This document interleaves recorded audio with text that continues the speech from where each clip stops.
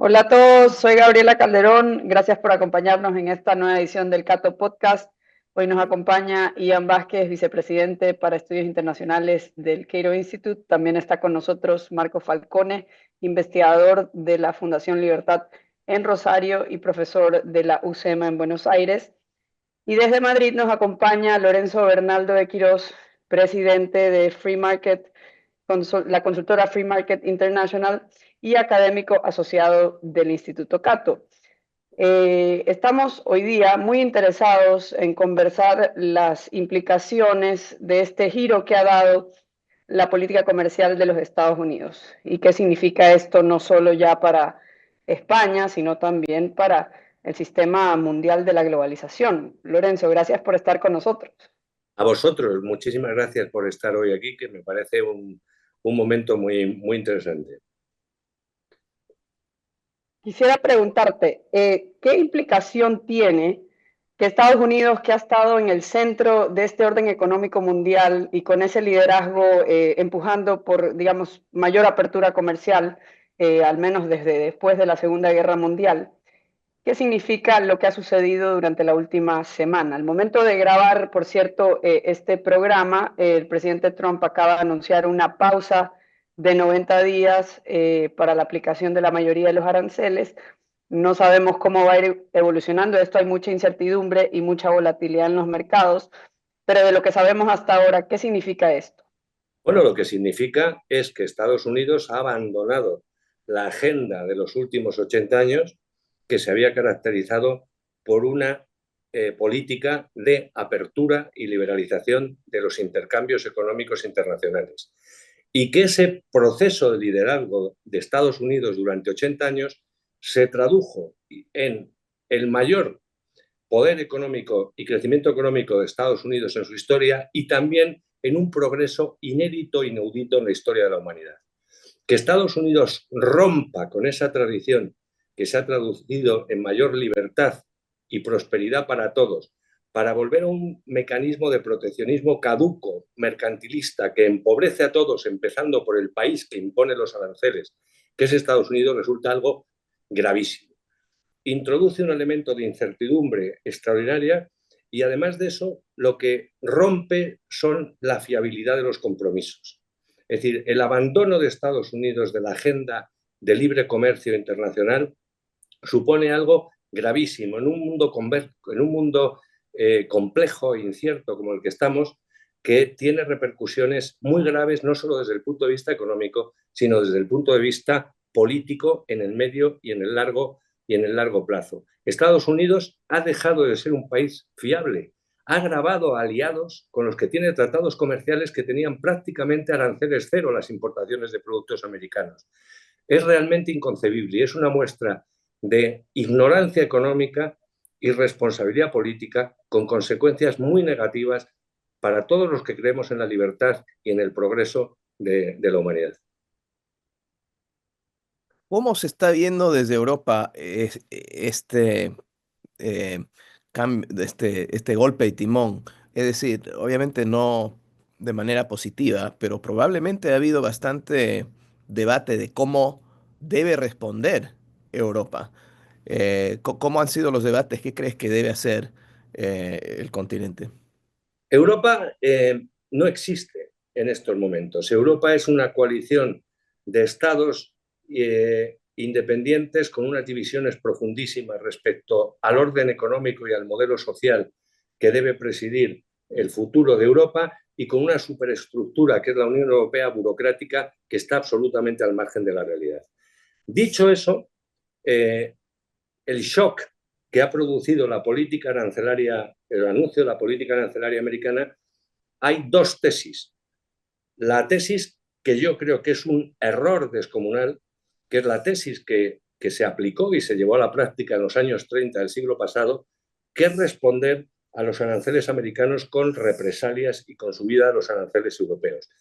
Yo creo que el hecho de que Estados Unidos decida pegarse un tiro en su pie y, por lo tanto, aplicar una política que se traduce en menor crecimiento para América, en lesión clara para los intereses de los consumidores americanos y en abandono de los principios que han hecho grande América en estos últimos 80 años, nosotros no debemos tener correr a jugar esa partida. Yo creo que Europa en estos momentos, si fuera una Europa inteligente y tuviera un concepto amplio de lo que es el orden internacional, debería, entre comillas, llegar o intensificar su política de libre comercio con los países que son castigados por los aranceles. Una Europa en estas circunstancias, ante unos Estados Unidos que parecen replegarse y salirse de lo que es la economía y el comercio internacional, podría aprovechar y debería aprovechar ese momento para promover un gran acuerdo de libre comercio con el resto de los estados. ¿Es eso posible? Muy difícil, porque aquí juega también el elemento político nacionalista en los países europeos, y es la tentación irresistible de responder a las medidas arancelarias con represalias. Y tenemos la experiencia horrible de los años 30. Eso lo hizo Estados Unidos en los 30 con la Smoot-Hawley Act, y Europa le respondió a los estados europeos con una subida masiva de aranceles. Eso se tradujo en una crisis económica europea muy profunda en los años 30 hasta el estallido de la Segunda Guerra Mundial, y ahora se repetiría un escenario de esos. Esto es una enorme oportunidad para que Europa pudiese liderar, si quisiese, el libre comercio a escala global. ¿Qué tal, Lorenzo? Te saluda Marcos desde Buenos Aires. Acá es hora de café en este momento, no es hora de whiskies y habanos, pero mientras estamos en ese contexto, te quería preguntar, vos decías recién Europa no existe, ¿no? Y un poco porque no quiere existir, imagino, pero la pregunta es, ¿podría existir? Y si no es Europa, ¿podría existir alguien más? Por ejemplo, China, desde tu punto de vista, ¿podría aprovechar esta retracción voluntaria de Estados Unidos, este tiro en el pie que quiere pegarse para de repente aparecer como una adalid del libre comercio? ¿O ves al resto del mundo tan paralizado como Europa? Yo creo que, vamos a ver, China ha utilizado durante los últimos 30 años su apertura a la economía internacional como un potentísimo motor de su desarrollo y de su prosperidad. Dicho eso, hay un momento determinado en que el modelo económico, el modelo político e institucional chino le impide avanzar hacia una política, digamos, de libre comercio activa, porque es una política que supone quitar poder al Estado partido. Entonces, no veo a China con la capacidad de convertirse en el adalid del libre comercio frente a Estados Unidos. Bajo ningún concepto. Dicho eso, van a utilizar enormemente ese discurso, diciendo que ellos, frente al proteccionismo norteamericano, se convierten en los valedores del libre comercio. De hecho, estamos viendo cómo los diversos medios de comunicación chinos a lo largo de estos días están reproduciendo en las redes intervenciones de Ronald Reagan, viejos posts de Ronald Reagan, defendiendo el libre comercio y enfrentándola a la política trumpiana. Pero es decir, China no tiene los rasgos ni las características suficientes para promover un mecanismo de libre mercado. Toda su estrategia, y sobre todo acentuado desde la llegada de Xi Jinping al poder, es una parálisis en el proceso de apertura. Vemos un control mayor de la economía china del que existía con anterioridad a su llegada al poder, y es verdad que China no actúa en los términos por los que entendemos nosotros el libre comercio, es decir, con criterios económicos y financieros. Es una estrategia normalmente al servicio de los intereses políticos y estratégicos del Estado partido. En ese escenario, yo no veo a China jugando ese papel. Me parece muy complicado. Lorenzo, quería preguntarte, porque ha habido mucha discusión en los últimos días acerca de la probabilidad de una recesión mundial. No sé cómo lo ves tú, incluso si, digamos, esto no es tan drástico como parece y se reducen un poco o se pausan. ¿Cómo ves el panorama del crecimiento económico para Europa y, digamos, a nivel mundial? Bueno, yo creo, en mi opinión, si la política arancelaria que ha desplegado el presidente Trump se lleva hacia adelante, yo veo muy complicado que los Estados Unidos eviten un proceso de recesión y no solo de recesión, sino de una recesión inflacionaria. La subida de los precios internos para los consumidores van a reducir obviamente su renta disponible y su capacidad de consumo. El aumento de los costes de producción para las empresas norteamericanas, que aproximadamente el 50% de las importaciones estadounidenses son inputs que utilizan las empresas norteamericanas para fabricar en Estados Unidos, eso supone un choque de oferta brutal que va a tener, en mi opinión, sin ninguna duda, una contracción muy importante de la economía americana y no es descartable en absoluto una recesión. Respecto a Europa, es obvio, sobre todo la eurozona y los países que son más sensibles al comercio con Norteamérica. En concreto, en Europa, un país pequeñito pero muy dinámico como es Irlanda es uno de los principales países afectados por los aranceles. Alemania está en una situación de una debilidad económica brutal y es una economía fundamentalmente exportadora, con lo cual los aranceles y en concreto los introducidos a la industria automovilística le van a causar un perjuicio extraordinario. Con lo cual yo veo muchas posibilidades de que la unión monetaria, los países de la unión monetaria entren en recesión, con lo cual obviamente el resto del conjunto de Europa, los países, los 28 de la Unión Europea, tienen muchas posibilidades de entrar en un proceso recesivo.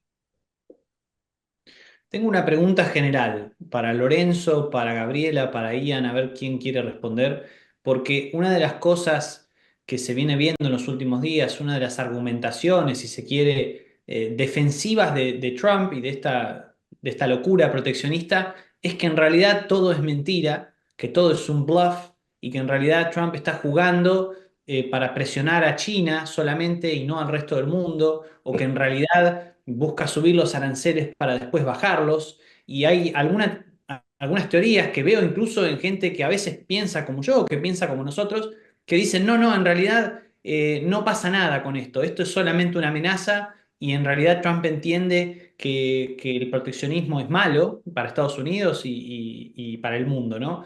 ¿Alguno de ustedes cree en esa teoría? ¿Ustedes creen que todo esto puede ser simplemente un bluff? ¿O creen que no y que Trump realmente cree lo que está diciendo?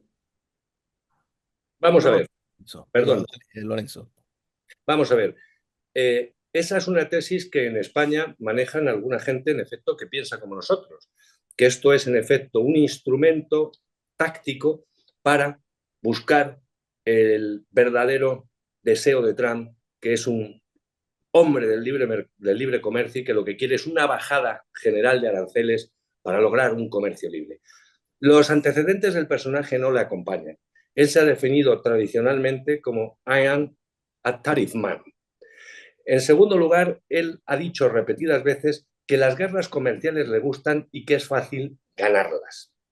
Desde este punto de vista, yo creo que Trump, equivocadamente, porque tiene, en mi opinión, una ignorancia económica proteica, cree que el proteccionismo es bueno para el desarrollo de la economía norteamericana.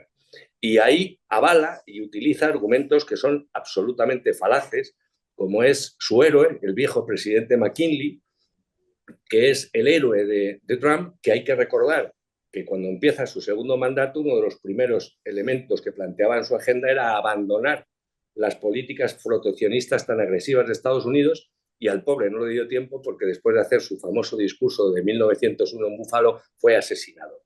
Yo creo que él se lo cree, y además que él piensa equivocadamente y contra toda evidencia empírica y contra los fundamentos básicos de la economía, que la forma de que Estados Unidos mantenga su poder económico y su hegemonía global es con una estrategia proteccionista que empobrezca a los demás. Y yo creo que eso se lo cree de verdad. Y el equipo que tiene alrededor, incluyendo a ese personaje singular de Peter Navarro, que no sé en qué facultad o texto dice las estupideces que dice, que son de una ignorancia proteica, piensa en eso. Él se lo cree. Y yo creo que se lo cree de verdad. Y los resultados ya los estamos viendo. Es decir, esa política gloriosa, lo que te está descontando los mercados, te anticipan una drástica caída de la contracción de la economía global, incluida, por supuesto, la americana. Va a ser muy difícil que dé marcha atrás. 80 años sin posibilidades de reelección, aunque haya dicho que podría ir un tercer mandato, con una visión mesiánica del poder, sin contrapesos efectivos, es muy difícil que un hombre con su personalidad y sus características de marcha atrás. Yo no le veo ninguna evidencia de que él quiere negociar un mundo de comercio que sea más libre. Él siempre ha sido claro de que cree en el proteccionismo. Y me parece que la gente que dice que es un gran negociador, que eso es lo que está buscando, no es el mismo presidente o la gente que está es cercana a él, sino gente que antes se identificó como liberales en términos comerciales y ahora están buscando alguna manera para justificar estas medidas. Pero si fuera el caso, sería una estrategia muy incoherente, porque el mismo presidente dice que los aranceles son para recaudar fondos y así poder reducir los impuestos por otro lado. O sea que tienen que ser permanentes, no pueden ser reducidos después de imponer, de elevarlos. Y de la misma manera sirven, según el presidente, para que vengan las empresas a poner, a armar fábricas en Estados Unidos, invertir en Estados Unidos. Por lo tanto, no se trata de elevarlos por un periodo de tiempo corto o mediano plazo para después reducirlo, ¿no? No veo ninguna evidencia ahí. Y es parte de la incoherencia de la propuesta de Trump, que, que sus aliados están diciendo cosas que no tendrían sentido dentro de de la visión de Trump. Y en la línea de lo que dice Ian, me parece importante añadir un comentario que debía ser irónico como no humorístico. Vamos a ver, si de lo que se trata es de que los aranceles se traduzcan en una mayor recaudación para las arcas públicas norteamericanas, lo normal sería bajarlos porque aumentaría el flujo. Es decir, si los aumentas, obviamente los ingresos procedentes de los aranceles, por definición, van a bajar. Y en segundo lugar, tenemos una evidencia que es muy interesante y que conviene recordar para los que creen que esto es un instrumento en favor del libre comercio y tal. Hay un estudio de Bayard, del Peterson Institute for Economy, que hace un repaso muy exhaustivo de las medidas arancelarias introducidas desde el año 70 hasta el año 94 en Estados Unidos con la idea de modificar o, teóricamente, forzar a los gobiernos con políticas arancelarias más agresivas a reducir los aranceles. Ese estudio exhaustivo demuestra que al final del periodo, después, el resultado ha sido que el éxito para cambiar políticas sobre base 100% fue un 17%. Es decir, los aranceles no obligan, aunque uno quisiera jugar a favor del libre comercio, como una presión efectiva para bajar las barreras arancelarias. De la misma manera que hemos visto que las sanciones económicas han sido tradicionalmente ineficaces para producir cambios de régimen en el pasado. Yo creo que no hay ninguna duda de que vamos a un mundo en que van a haber aranceles más altos en Estados Unidos y contra Estados Unidos. No sé si eso se va a quedar en 10% o si va a ser 50% o 60%, pero eso es a lo que va el mundo, y me parece que esa parte es lo que está buscando Trump con las medidas que ha tomado estas semanas. Estoy de Bueno, acuerdo. yo solo agregaría que a pocos días del tal llamado Día de la Liberación, se puede decir que ya ha sido expuesto, o como se dice en inglés, algunos países have called their bluff, o sea, ha sido expuesto porque ya si fuese una herramienta de presión, ya algunos países salieron a anunciar que reducirían sus aranceles a 0%. E incluso en ese caso, eso no ha derivado en una revisión del arancel por parte de Estados Unidos. Estamos hablando, por ejemplo, de Israel, que un día antes del anuncio se redujo a 0, igual obtuvo un arancel de 17%. Tenemos el caso también, y hay casos paradójicos, por ejemplo, un país conocido por su proteccionismo como Brasil obtiene un arancel superior a un país conocido por su apertura comercial como Singapur. y es porque, bueno, como se ha reportado, la determinación de esos aranceles anunciados aquel día no tenían relación alguna con los aranceles que esos países cobraban. Entonces, realmente, si fuese algo que pretende llegar hacia un comercio más libre, ya hubiese habido acciones que correspondieran a esa voluntad de mayor apertura por parte de determinados países, y no ha sido el caso. Y tenemos un caso cómico en este disparatado ejercicio de aranceles, que los aranceles más altos en el global se producen para un país que indiscutiblemente causa un enorme daño a la economía americana y a la seguridad nacional, que es Lesoto.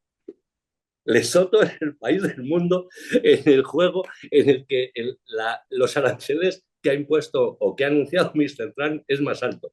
Sin duda, Lesoto es una amenaza para la seguridad y la prosperidad americana. Es fantástico. Esto es una chapuza incomprensible en la primera potencia económica del mundo, en un país serio como Estados Unidos, que este juego de tablas arancelarias de quinta, que no lo hace ni un alumno de primero de economía, se haya convertido, entre comillas, en la guía de la política comercial estadounidense. Es que no se da crédito. Es decir, es incomprensible. Yo estoy perplejo por la feroz ignorancia de estos planteamientos. Y luego lo que decíamos, países con tratados comerciales con aranceles del 0,79% de media de las importaciones americanas se lo ha subido. Es decir, no entienden nada. Y esto no es gravísimo. Lo que me causa gracia de toda esta discusión es que en realidad cuando nosotros vemos cómo se calcularon estos aranceles a distintos países, en realidad no tiene que ver el cálculo con el arancel efectivo que ponen los otros países, sino que tiene que ver con la cantidad de déficit comercial, digamos, que tiene Estados Unidos con dichos países, ¿no?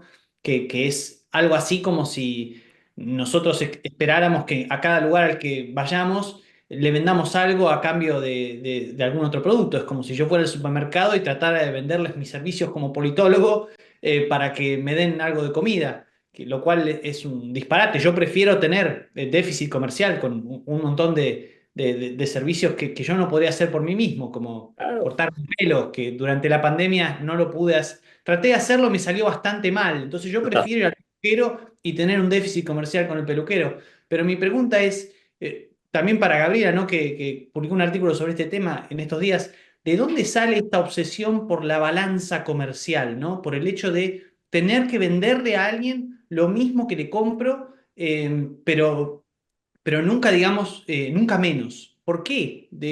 ¿Cuál es la creencia detrás de esa obsesión? Además que no sé qué controles adicionales tendrían que implementarse en la economía estadounidense para asegurar una balanza comercial equilibrada con cada uno de los países alrededor del mundo.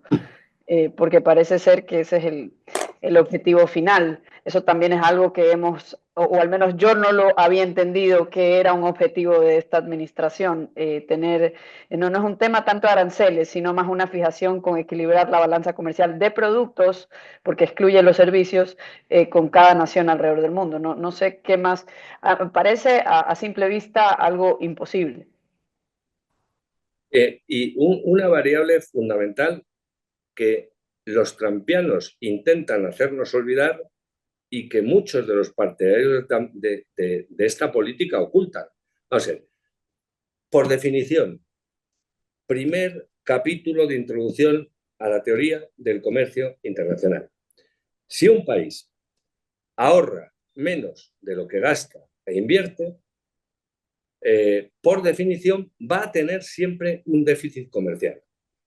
Y ese déficit comercial ha de ser financiado importando capital exterior. Es imposible tener superávit comerciales con un mismatch, con una diferencia radical entre lo que es la tasa de ahorro nacional y los niveles de gasto e inversión. Entonces, y eso no ha impedido a Estados Unidos, que lleva registrando déficits comerciales de los últimos 50 años, tener un comportamiento económico muy bueno si lo comparas con los países del G7. Es de ignorancia proteica. Pero eso nos lo enseñaban en primero de teoría del comercio internacional. Es incomprensible. De Y hecho, así se volvió rico Estados Unidos durante el siglo claro, XIX, como tantos otros países que ahora consideramos ricos y como tantos países en desarrollo que están tomando medidas de apertura y de libre mercado y están creciendo por consecuencia. Ese es el modelo de crecimiento. yo con mi editor de libros, es decir, que dicho eso vende bastante poco, ¿eh? Pero dicho eso, yo con mi director de libros tengo un superávit comercial. Y ese superávit comercial se traduce en que obviamente él es mucho mejor que yo a la hora de publicar y distribuir mis libros. Si yo lo hiciera, obviamente no tendría ventaja competitiva. Y tengo un déficit comercial que me acabo de operar de los ojos con mi oftalmólogo. Es decir, es ridículo. Es decir, es no entender nada. Y repito, no puedo, Ian, tú que estás en Estados Unidos, no puedo entender cómo principios básicos de la economía, esta gente no los entiende. Bueno, ¿qué quieres que yo te diga? Si yo tampoco sé cómo es que una persona como Trump tenga asesores que le digan que está bien pensar que los déficits son un problema y que representan un saqueo.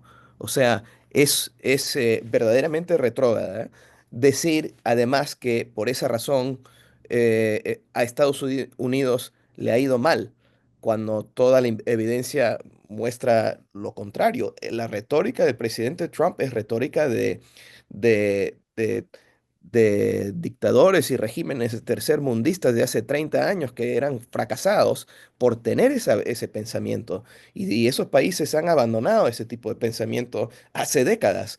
Es impresionante que Estados Unidos tenga un líder que piense eso. El otro día estuvo en la Casa Blanca el primer ministro de Israel, que redujo sus aranceles como respuesta, y él prometió que tendrían libre comercio entre los dos países, cero aranceles, y que además eliminaría el déficit comercial. O sea, está prometiendo las dos cosas a la vez. Estoy seguro que Netanyahu sabe la estupidez de poder prometer eso bajo un régimen de libre comercio, pero lo está diciendo ante Trump, que se la cree. No puedes tener libre comercio y a la misma vez manejarlo si es que hay un déficit. Es incompatible.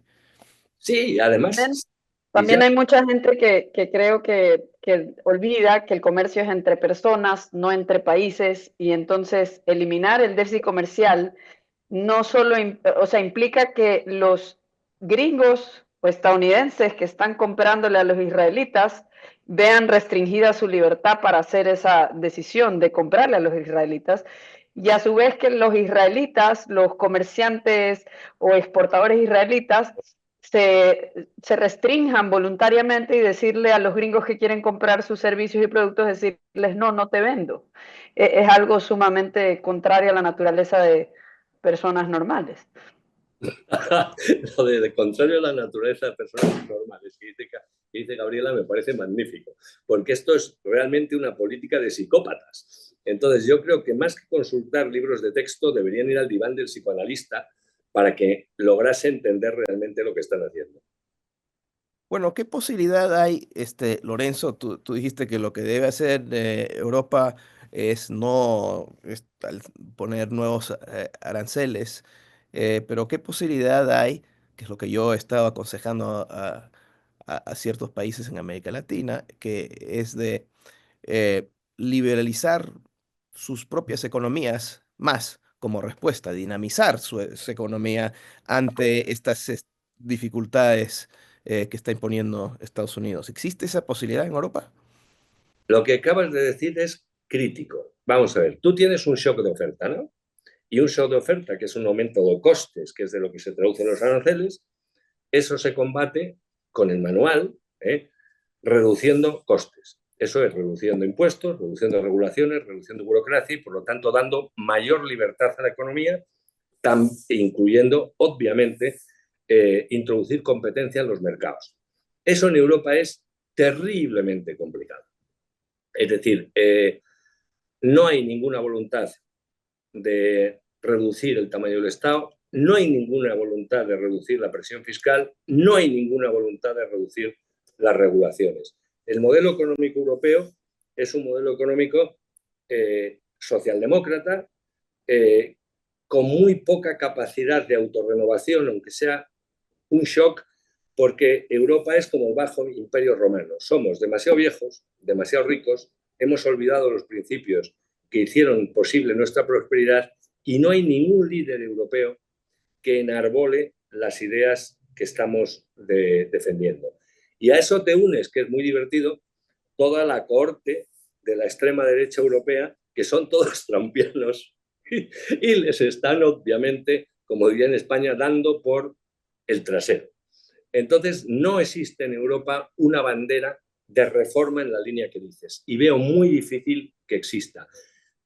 Merck, el nuevo canciller alemán, en ese sentido es un tipo de confianza, pero tiene una posición débil porque tiene una coalición con un partido socialdemócrata que está muy caído y muy amenazado por la izquierda en términos de votos, con lo cual le va a ser muy difícil aplicar sus medidas. Francia, Macron es un petit Napoleón, es un pequeño payaso encantador, y entonces si Europa no tiene un liderazgo como hubo en los años 80 y 90 que juegue esa partida. Lorenzo, en tu artículo que hemos reproducido para el Cato esta semana acerca del Día de la Liberación, entre comillas, recordás bueno, que es increíble la afirmación trumpiana de que la eliminación de los aranceles causó la Gran Depresión, ¿no? Entonces, pienso que quizás sea una buena idea recordarle un poco a la audiencia qué es lo que nosotros podemos aprender de la historia, ¿no? ¿Qué es lo que sí pasó? ¿Qué sí podemos afirmar? Vos hace un rato hablabas, citabas un estudio acerca de los aranceles en la segunda mitad del siglo XX, pero digo, en la historia en general, ¿qué es lo que podemos aprender acerca del proteccionismo y sus consecuencias para los países y para el resto del mundo? No, lo que apuntas es muy importante y en efecto hay que recordarlo. Solo tenemos un antecedente en una economía global con una intensidad brutal de medidas proteccionistas como sucedió ahora en los años 30 del siglo pasado. La idea de que la Smoot-Hawley llegó tarde, que es lo que dijo Trump en su discurso en el Jardín de las Rosas, y que eso evitó, no llegó tarde para evitar los efectos de la Gran Depresión, o sea, eso es de analfabetismo crónico. Toda la historiografía económica contemporánea, da igual del signo que sea, demuestra con una claridad meridiana que la brutal subida de aranceles que se produjeron en Estados Unidos en los años 30 desencadenó una guerra comercial que tuvo dos efectos demoledores, que es agudizar los efectos de la Gran Depresión y extenderlos al resto del mundo. Eso es así y eso es indiscutible. Entonces, si volvemos a repetir un escenario de esa naturaleza, vamos a entrar en un escenario terriblemente complicado con pérdidas brutales de bienestar, de nivel de vida de los ciudadanos del mundo desarrollado. Y la pregunta es, ¿por qué? No tiene ninguna lógica ni económica y la evidencia empírica demuestra que esas políticas han producido siempre efectos desastrosos, en especial además para aquellos a los que Trump dice defender, entre otras cosas, que son los trabajadores, las clases medias y tal. Son los grandes perjudicados por los aranceles. Un ciudadano medioamericano dedica un 30% a productos básicos de su renta disponible o de su presupuesto. Una subida de los aranceles se traduce en subida, obviamente, de los precios internos. Eso lesiona su nivel de vida. Es decir, no tienen ni idea. Y es curioso que estemos reproduciendo un debate que creíamos definitivamente apartado y olvidado después de la desastrosa experiencia de los años 30, de la que Estados Unidos aprendió y por eso puso en marcha la agenda de liberalización del comercio internacional desde el final de la Segunda Guerra Mundial, que se tradujo en el máximo periodo de expansión y prosperidad de la historia de la humanidad. De hecho, solamente después de que se impuso esos aranceles de Smoot-Hawley, eh, se elevó el desempleo en Estados Unidos a 2 dígitos. Antes no era tan alto, obviamente por consecuencia de esas y las represalias que ocurrieron alrededor del mundo. Y tenemos un ejemplo curioso del tema de los aranceles. Ya tenemos la experiencia, y que fue mucho más limitada, de que en 2018 y 2019 la introducción de aranceles por parte de la administración Trump redujo las exportaciones norteamericanas. Es decir, la gente que importa y compra con dólares, esos dólares los emplea o bien en comprar productos americanos o bien en invertir en activos americanos. Es decir, es absurdo pensar que y falso pensar que esa dinámica empobrece a Estados Unidos cuando la evidencia empírica demuestra todo lo contrario. Estamos asistiendo a un fenómeno de irracionalidad absoluta. Y en ese fenómeno de irracionalidad es muy complicado introducir criterios de racionalidad. Es Las un, emociones es, juegan. es un pensamiento de suma cero. Sí. Si hay déficit es porque el otro se está aprovechando. Nunca se queja Trump de los superávits comerciales que tiene Estados Unidos y por supuesto no sería evidencia de que Estados Unidos se está aprovechando de otros países. Pero eso es seguir la lógica. Tú mencionaste hace un ratito la nueva derecha en Europa. Quisiera que nos hables un poco más de eso y cómo están interpretando estas medidas de Trump, porque obviamente pega a España, pega a Francia, pega a Italia. ¿Cómo ven a su aliado estadounidense y el impacto que está teniendo sobre sus propios países?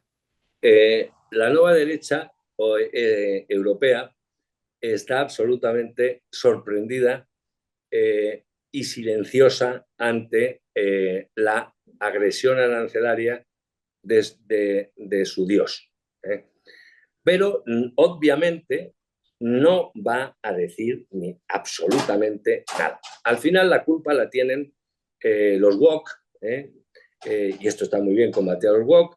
La culpa la tiene la Unión Europea, que son unos peligrosos proteccionistas. Es la patada hacia adelante para huir de una responsabilidad enorme. La excepción es Meloni. La nueva derecha europea, la alt-right esta, que es proteccionista, nacionalista, autoritaria, son wokistas de derechas. Meloni es la excepción. Ella no está en el mundo de Orbán, que es, entre comillas, el santo varón y teórico de la democracia liberal de esta nueva derecha, que es mayoritaria en ese segmento de opinión. Meloni es pro-market, es pro-libre comercio y está transitando en una situación muy difícil en la que ella no quiere romper sus relaciones con Trump y cree que puede intentar convencerle ingenuamente de que es factible que el Papá Noel de la Casa Blanca sea más razonable con los términos europeos. Dicho eso, me imagino que a estos señores les pasará una factura enorme su trumpismo en los próximos procesos electorales, salvo, obviamente, que los ciudadanos europeos, cosa que no es descartable, sean totalmente irracionales y locos. Lorenzo, otro lugar donde hay silencio, ya que estábamos hablando del silencio de algunos líderes, es en Argentina, ¿no? Desde donde estamos transmitiendo también en este momento. Y es un silencio que parece un poco incómodo, ¿no? Porque, por supuesto, me refiero al presidente Milei, que desde que asumió ha tenido una política exterior, en algunos casos, ambigua, ¿no? Por ejemplo, a su acto de asunción vinieron tanto Víctor Orbán desde Hungría como Volodymyr Zelensky desde Ucrania, ¿no? Lo que ha hecho Milei durante todo este tiempo es cultivar una buena relación con Trump, ¿no? Sobre todo en términos de la reacción al progresismo de izquierda, ¿no? A los woke, a toda la cultura woke en el marco de la batalla cultural que se da entre comillas, ¿no? Pero ahora hay un silencio que creo que es un silencio incómodo porque Milei, como economista y liberal que es, digamos, Estoy seguro de que entiende perfectamente que el libre comercio es bueno para todos, es bueno para el mundo, es bueno para la Argentina. Está intentando integrarse al mundo, pero en un mundo que parece que le va a dar la espalda si es que continúa esta tendencia proteccionista. Y por supuesto que bueno, hay factores internos que explican quizás por qué Milei no está saliendo al cruce, digamos, de Trump, que tiene que ver con que, bueno, Argentina necesita ayuda con su deuda externa, el rol del FMI es muy importante, parece que ya tendrá el apoyo finalmente que requiere y ese apoyo en parte depende de los Estados Unidos. Pero mi pregunta para vos es, ¿te parece que acá hay una oportunidad para algunos liberales que han intentado acercarse en el último tiempo a esta reacción anti-woke, de diferenciarse claramente de Trump en un tema en el que claramente no puede haber conciliación alguna, que es los beneficios del libre comercio que están tan unánimemente aceptados por la ciencia económica? Yo creo que el presidente Milei ha hecho y está haciendo una magnífica gestión económica en Argentina. Y no solo una magnífica gestión económica, sino, digamos, un shock de cambio de cultura y mentalidad política en el país. Yo creo que él ha cometido un error, que es el pensar que los enemigos de nuestros enemigos son nuestros amigos. Es decir, Milei no tiene absolutamente nada que ver con lo que es el grueso de la nueva derecha, de la alt-right que pulula por el mundo. Es decir, no solo no tiene nada que ver, sino sus ideas y sus planteamientos son absolutamente contrarios a lo que son los de gente como Orbán, Le Pen, los neonazis del AfD y demás. Claro, el problema fundamental, en efecto, es que en este escenario convertirse en un crítico o en un enemigo, entre comillas, de Estados Unidos o de un personaje como Trump es un problema. Dicho eso, yo creo que al final es obvio que Trump no tiene amigos. A Milei lo ha impuesto aranceles y a todos los países, incluso en los que gobiernan sus socios europeos, también. Entonces, hay que entender que Trump no tiene amigos en el sentido estricto de la palabra. Él concibe las relaciones internacionales como unas relaciones de poder con ganadores y perdedores. Y en esas relaciones de poder de ganadores y perdedores solo puede haber un ganador, que es él.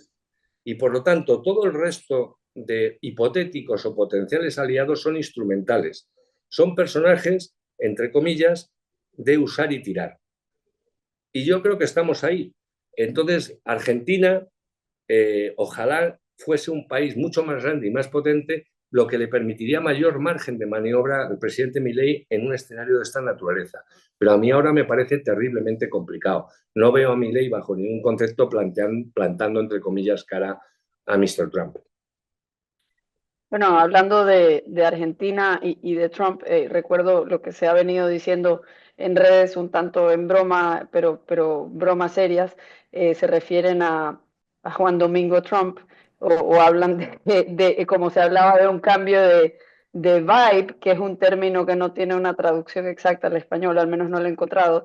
El periodista en redes, Antonetti, decía que detecta una fuerte vibra peronista en estas últimas actuaciones de Trump. Mi pregunta va por el lado bueno, tiene que ver con la nueva derecha, pero en Estados Unidos, si bien se ha apoderado el ala trumpista del Partido Republicano con todo su apego a lo que es la política industrial, el nacionalismo económico en general, parece que eso no se ve reflejado en las encuestas. Por ejemplo, Gallup tuvo una encuesta reciente donde se ve que la gran mayoría de los estadounidenses ven como una oportunidad económica la apertura comercial.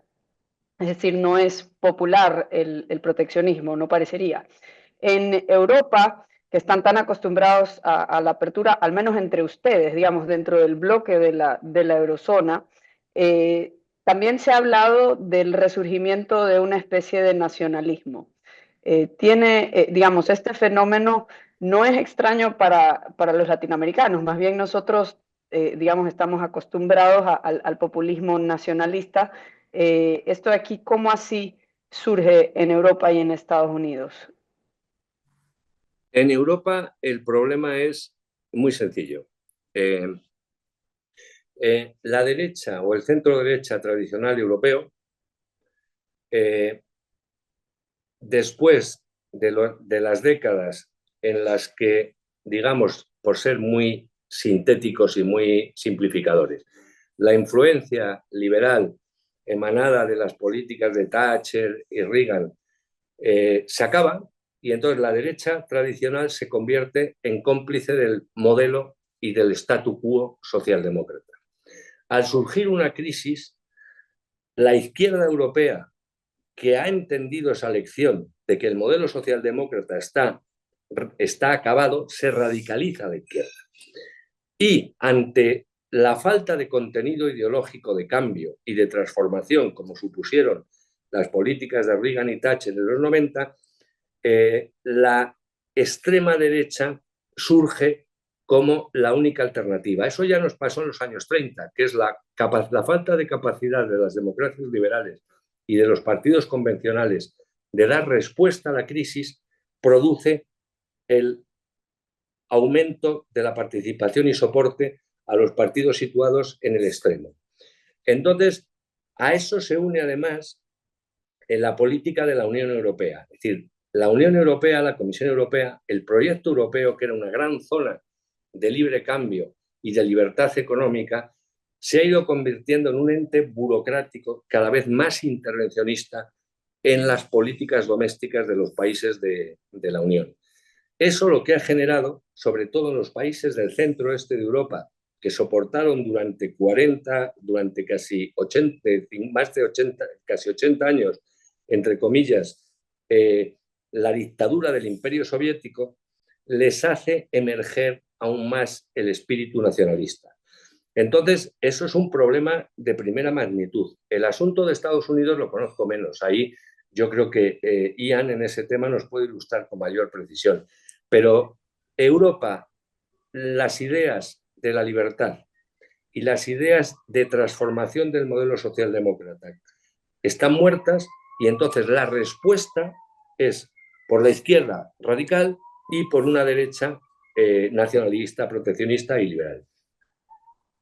Sí, en Estados Unidos el tema es muy parecido. Yo creo que un punto clave fue la crisis financiera que empezó en Estados Unidos y fue global. Acá tenemos un índice de libertad humana y que vemos, ahí claramente podemos ver el nivel de libertad que está creciendo en el mundo, y después de esa crisis empieza a bajar lentamente y después se desploma con la pandemia. Las crisis eh, hacen que la gente pierda confianza con las instituciones que existen en sus países, y eso ya se estaba dando en los últimos 20 años en Estados Unidos a raíz de las guerras en Medio Oriente, la guerra contra el terrorismo, y finalmente la crisis financiera que explotó en Estados Unidos. Y si uno mira a las encuestas de Gallup y de otros, puedes ver que la confianza en todas las instituciones en Estados Unidos, ya sea el Congreso o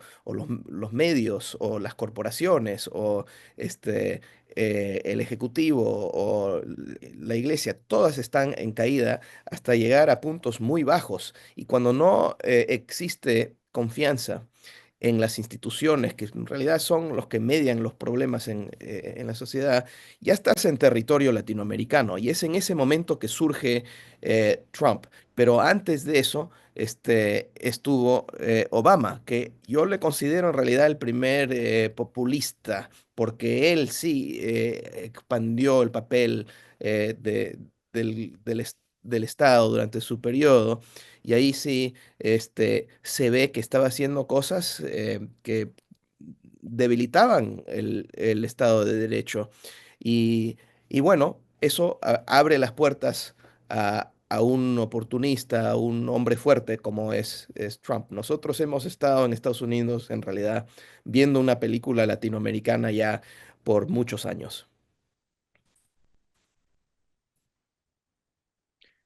Lorenzo, para cerrar, quería hacerte una pregunta, ya que hemos estado hablando del mundo, de Europa, de Estados Unidos y quizás no tanto de España, pero aprovechándote que tenemos seguramente audiencias españolas.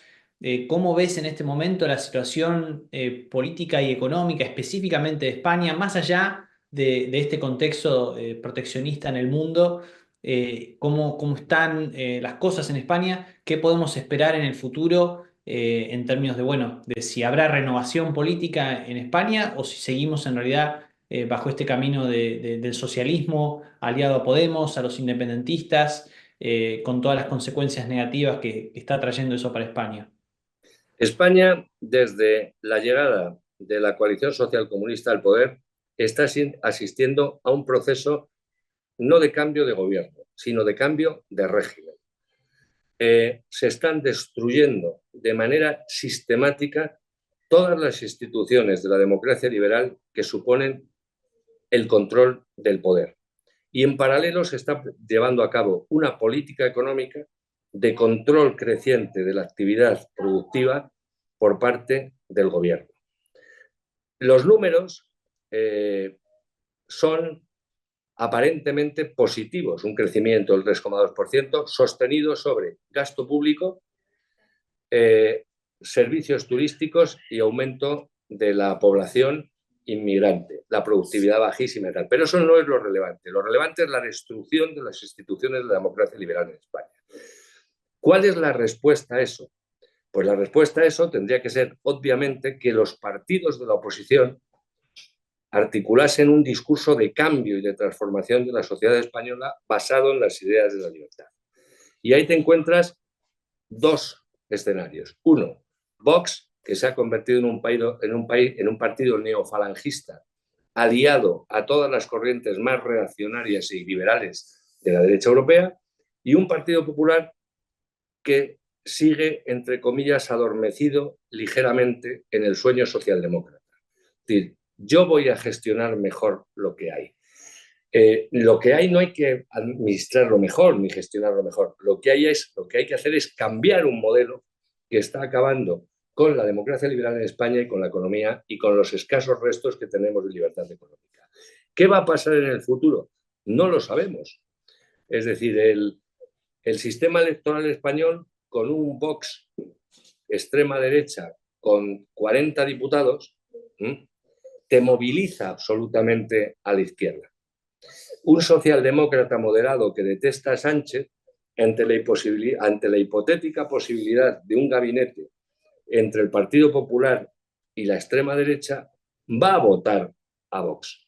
Con lo cual estamos en un escenario en el que cualquier cosa puede suceder y en la que no está claro, a pesar de la deriva lamentable del país, que sea posible un cambio de gobierno en un escenario, en un tiempo prudencial. Bueno, Lorenzo, te queríamos agradecer por acompañarnos en esta edición. Hemos estado comentando en esta edición del Cato Podcast qué implica esta nueva política comercial proteccionista de los Estados Unidos, no solo para este país, sino también para Europa, la economía mundial, qué impactos tiene para América Latina. Les agradecemos por acompañarnos en esta edición. Nos vemos en una próxima semana. Un placer. Gracias, Lorenzo. Chao.